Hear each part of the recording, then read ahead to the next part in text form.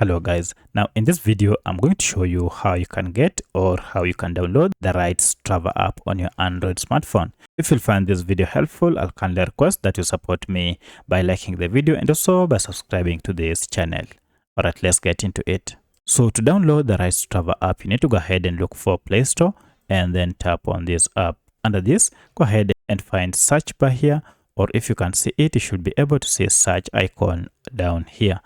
Go ahead and search for your app by its name and then just tap on search icon down and you'll see we have Strava here.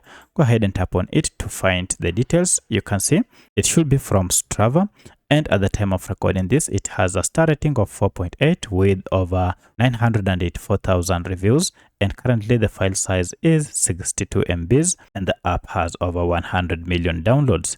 So to get it, go ahead and tap on install. And this will go ahead and download the latest version of Strava app, then install it on your smartphone. From here, you can proceed to open your app to start using it, or if you go back and go to your apps, now you should be able to see Strava app here. So if I open it, you can see this is the home logo and this is the login interface. So that's how you can download the right Strava app on your Android smartphone. If you have any other question, kindly let me know in the comment section. Otherwise, thanks for watching and let's meet in the next video.